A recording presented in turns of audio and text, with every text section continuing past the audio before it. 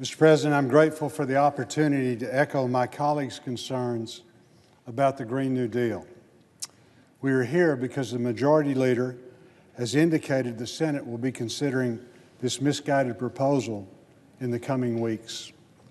You would think our colleagues on the other side of the aisle would be ecstatic about the idea of a Senate vote on a resolution that essentially encompasses their party's entire platform. Instead, the Minority Leader is scrambling to conceive ideas that will give his caucus members cover instead of embracing the plan. I can see why. The Green New Deal didn't quite receive the celebration that Democrats were expecting when it was announced.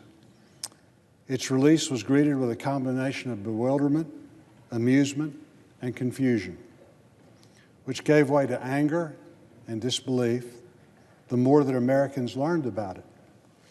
This is understandable. People don't tend to react positively when you threaten to upheave their lives by eliminating their jobs, outlawing their vehicles, and demanding they essentially build their homes to whatever standard bureaucrats in Washington decide. If you ask most Americans if government control over almost every aspect of their lives is the direction they want to see the nation take, the answer is an overwhelming no. Yet that is exactly what the Green New Deal seeks to do under the pretense of ending climate change.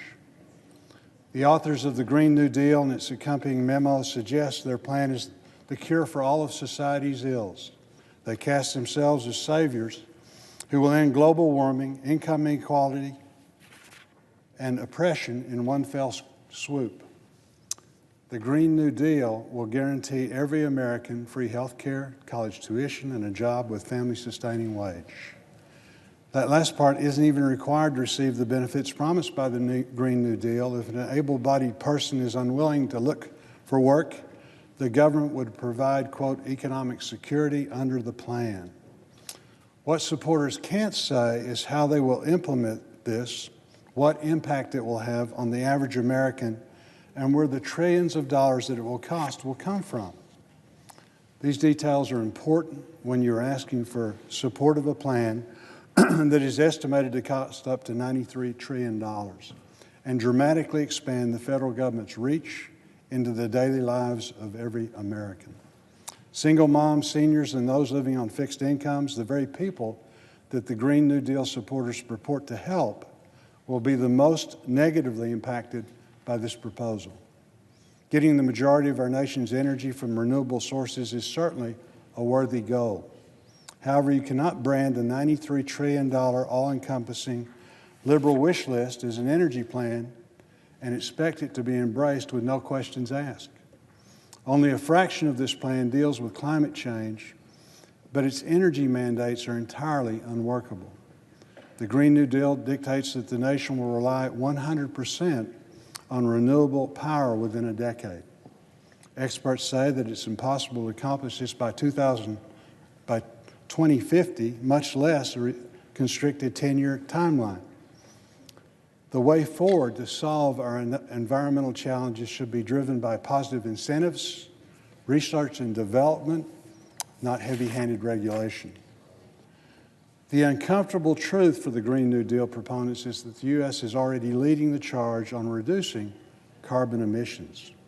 We can continue to build on that progress and encourage change within the international community without mandating a government takeover of nearly every sector of our economy.